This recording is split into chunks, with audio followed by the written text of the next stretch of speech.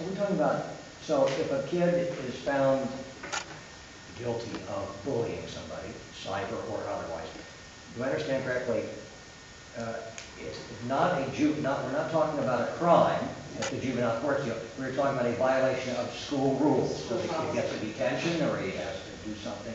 Exactly. This is what the goal is, That's not to make it a crime. Exactly. Are there a lot of school districts where if this were to occur now, that there is nothing in place to punish these students? There probably, I have not researched all school districts, but I imagine that specifically dealing with cyberbullying, we're probably not going to have it. All schools are supposed to have policies dealing with bullying in general. And we've just kind of wanted to spell out cyberbullying as a subset of this regular schoolyard, bullying. So. Yeah, and I would say, again, in my work with one of the school districts in terms of trying to have ethical students, ethical citizens, that this was one of the issues that was apparent. So again, it's the changing world that we live in, and even though bullying, all schools are supposed to have bullying, again, I know there's one that in the district has a policy in place, and I'm sure that others are working in that direction. But again, we want to make all schools aware of this, so it kind of gives them the push to develop, to include cyberbullying really with their bullying policy. And kids can be mean. Boys tend to be more physical in their bullying. Girls tend to be more just mean.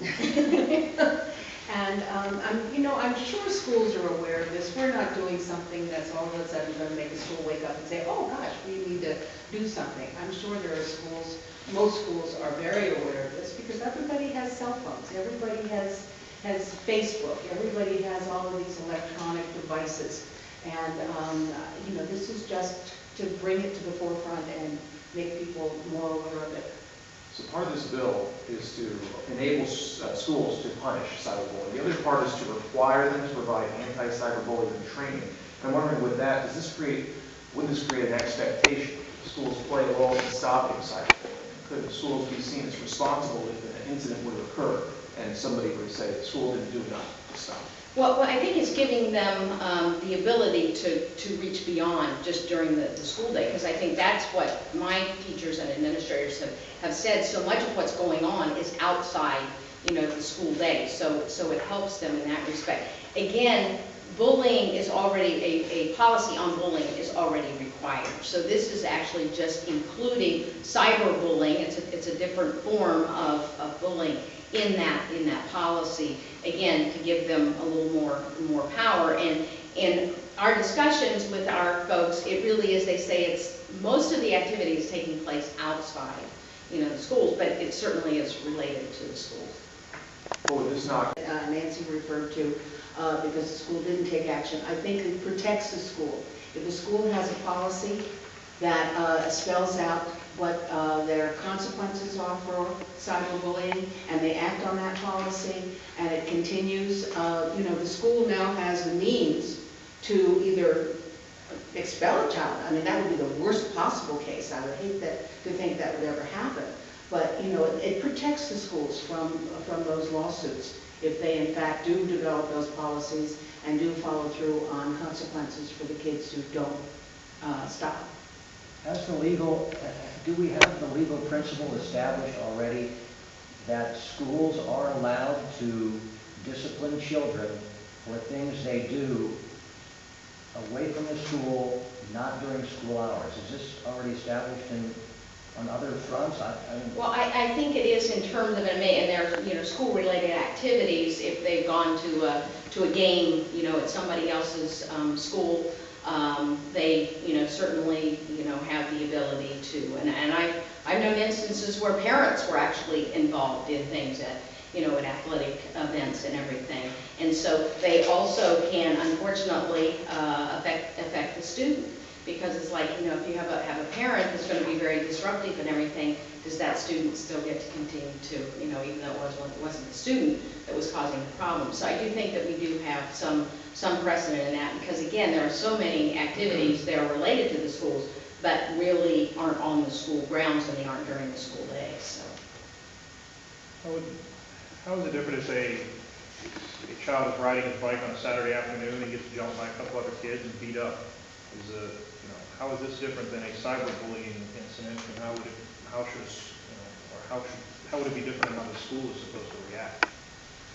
I see it differently. A child who is attacked that way, obviously, the legal system is going to come into that. Law enforcement could potentially come into that. I think that cyberbullying, because of the impact it can have on a child in school, is much more subtle, and it can impact on children so much more in a much more subtle way.